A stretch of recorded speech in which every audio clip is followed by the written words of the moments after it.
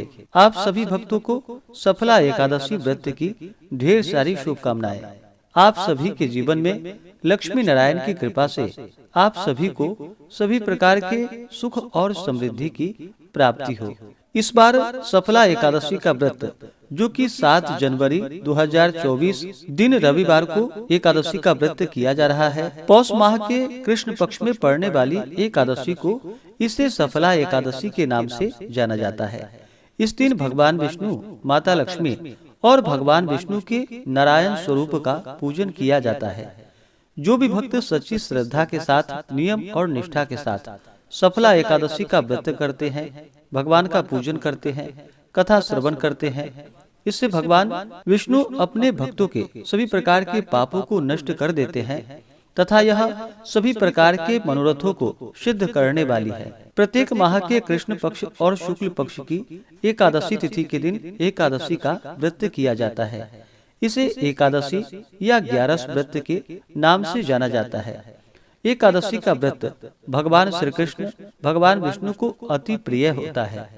यह पाप नाशनी है, सभी प्रकार के पापों को नष्ट करने वाली है और जब व्यक्ति के पापों का नाश होता है तभी उनके पुण्य उदित हो पाते हैं, उसके बाद ही सांसारिक सुखों की प्राप्ति हो पाती है। तो आइए जानते हैं एकादशी व्रत के शुभ मुहूर्त और पारण समय के बारे में। इसके बाद सुनेंगे आप सफला एकादशी व्रत की कथा। एकादशी तिथि प्रारंभ समय 6 जनवरी 2024 दिन शनिवार रात्रि 12:44 और एकादशी तिथि की समाप्ति है जो कि 7 जनवरी 2024 दिन रविवार को रात्रि 12:48 पे। तो सूर्योदय व्यापनी के अनुसार शुद्ध रूप से जो कि 7 जनवरी को व्रत धारण किया जाएगा और इस व्रत का पारण जो कि 8 जनवरी 2024 दिन सोमवार को व्रत का पारण किया जाएगा। एकादशी व्रत का पारण जो कि हरिवासर समाप्त होने के बाद करना चाहिए।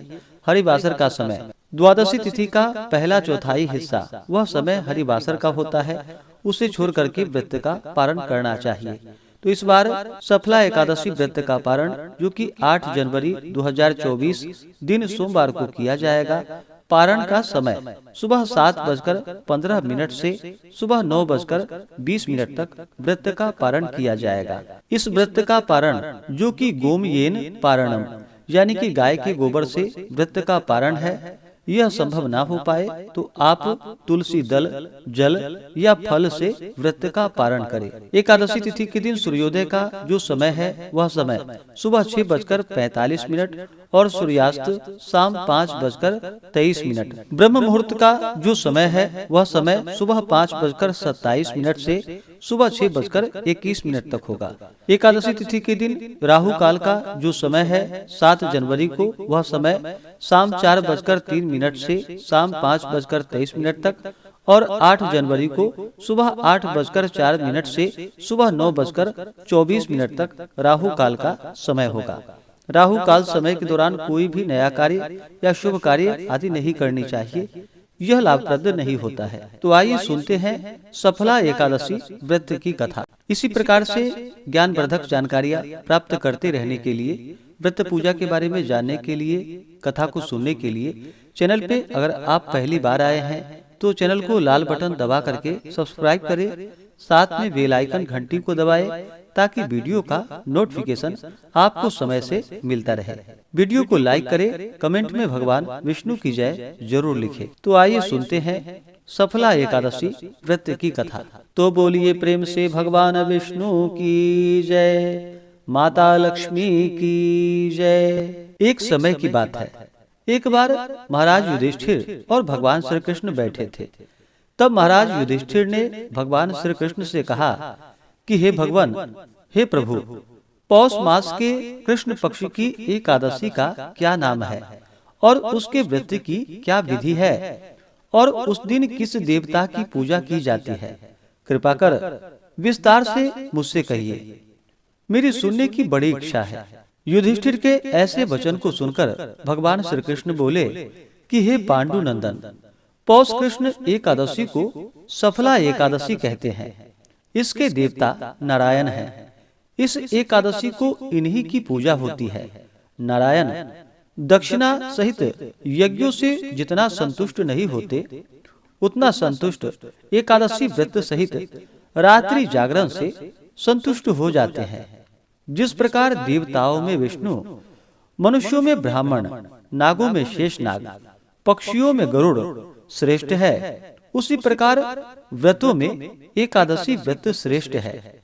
एकादशी का व्रत करने वाला पुरुष धन्य है और मेरा भी पूज्य है। मैं भी उसकी पूजा करता हूँ।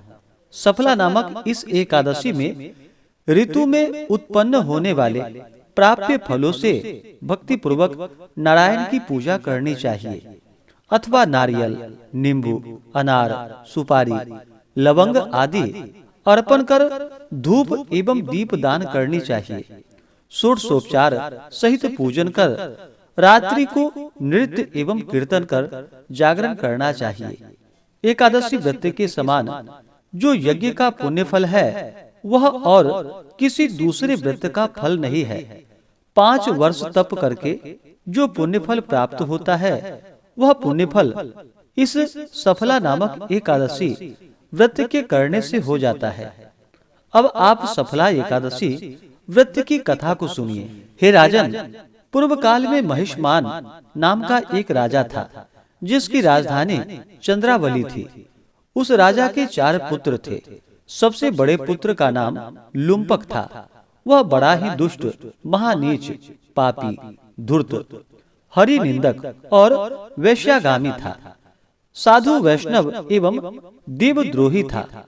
उसके पिता ने उसे बहुत बार समझाया, मगर उसकी समझ में कुछ नहीं आया। तब विवश होकर राजा ने उसे देश निकलने का दंड दिया। राजकुमार लुम्पक दंडित हो पास के ही एक वन में जाकर रहने लगा और अपने पिता के ही राज्य में चोरी और डाके डालने लगा और फिर प्रजा को तंग करने लगा। राजा के अनेकों प्रयत्न करने पर भी वह पकड़ा जाकर दंडित नहीं हो सका। उसका उत्पात एवं हत्या कार्य दिन दुना और रात चौगुना बढ़ता ही गया और वह एक महान पापी हो गया।